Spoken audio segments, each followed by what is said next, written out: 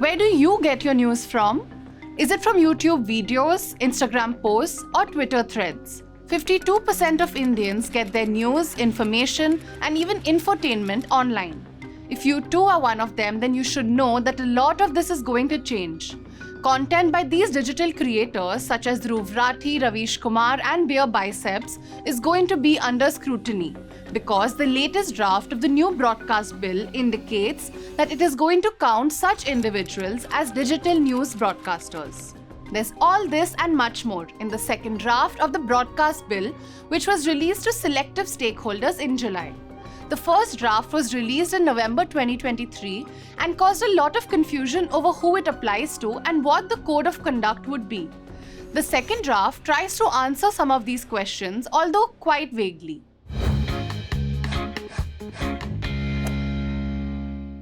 Besides the actual content of the bill, which we will discuss in detail, the manner in which this draft bill has been floated has raised concerns. While the first draft was published for public consultation and feedback, this draft has only been shared with select broadcasters and associations in an arbitrary manner. In fact, the very stakeholders that changes in the bill now extend to have been left out of the consultation process: digital creators. Each copy of the draft has also been marked with the organization's identifier so that if it is leaked, it can be traced back to them. Too much secrecy, no? Now, this draft has raised a lot more than just eyebrows. Civil society groups, digital news associations, and individual YouTubers have reached out to the Ministry of Information and Broadcasting with their concerns that this could lead to censorship. Why? What are their concerns? And what are the provisions in this bill that has got them so worried? Let's get into it.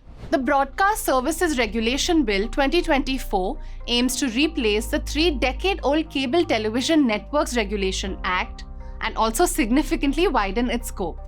Here's what it precisely says. A digital news broadcaster or publisher of news and current affairs content is defined in the bill as any person who broadcasts news and current affairs programs through an online paper, news portal, website, social media intermediary, or other similar medium as part of a systematic business, professional, or commercial activity, but excluding replica e-papers.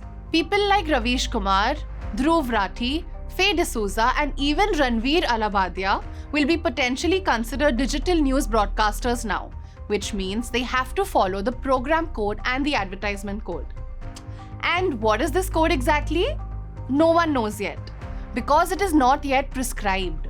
But the program code of the Cable Television Act offers some hints. Provisions in this code say that programs should not contain anything that could promote anti-national attitudes or affect the integrity of the nation. Again, pretty vague.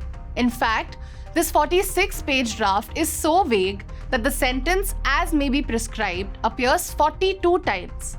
42 times! Now, what is considered a program according to the bill? Hold your breath. Newly received or noteworthy textual, audio, visual or audiovisual programs or live programs including analysis about recent events primarily of socio-political, economic or cultural nature, any programs transmitted or retransmitted where the context, purpose, import and meaning of such program implies so. Phew. Another significant change from the first version of the bill is that an individual is not defined as an individual of India. I wonder ये किसके लिए है? Dhruv Rathee. Anyway, आगे बढ़ते हैं.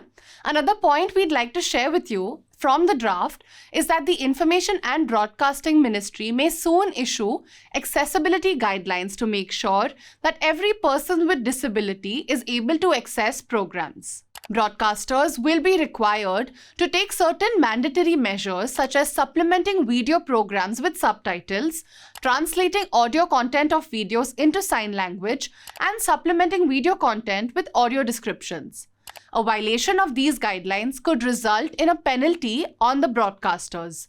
While this is definitely a step in the right direction, it will be a monumental task for individuals with less resources to implement this. Additionally, the draft proposes 3 levels of regulations for the content the digital creators put out: by self-regulatory organizations, and by the Broadcast Advisory Council, which will be constituted by the central government. The draft bill also outlines the role of inspection officers. It says that an inspecting officer shall have the right to inspect broadcasting networks and services. It says that the inspection will usually happen after giving due notice, except when it defeats the purpose of the inspection. It goes on to say that no prior permission or intimation shall be required to exercise the right of the inspecting officer to carry out inspection. It doesn't end here. The bill has also widened its scope to include our friendly neighborhood content creators who don't even cover news. How, you may be wondering? Those who provide programming and curated programs through a website or social media platform as part of a systematic business, professional or commercial activity will be treated as OTT broadcasters. तो अपने भैया भाभी uncle aunty गंजी छुड़ैल सबको बता दो कि big boss की नज़र उन पर भी होगी. By the way, curation here means selection, organization, and presentation of online content or information using skill, experience, or expert knowledge. So basically, this means that even a chartered accountant sharing tips on how to invest in SIPs on YouTube or a nutritionist providing information on how to diet on Instagram may also be considered an OTT broadcaster. They won't need to subscribe to a program code, but the advertising code will still apply to them. But remember, the bill is still in its public feedback stage. It will have to go through the Union Cabinet before it is tabled in the Parliament. Like in The Lord of the Rings, there's a saying, one ring to rule them all. This is our government's take on that. One bill to rule them all.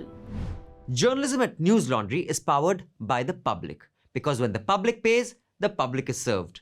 Visit newslaundry.com/subscription and pick a payment plan of your choice. Pay to keep news free and independent. Your future, and indeed the future of democracy, depends on it.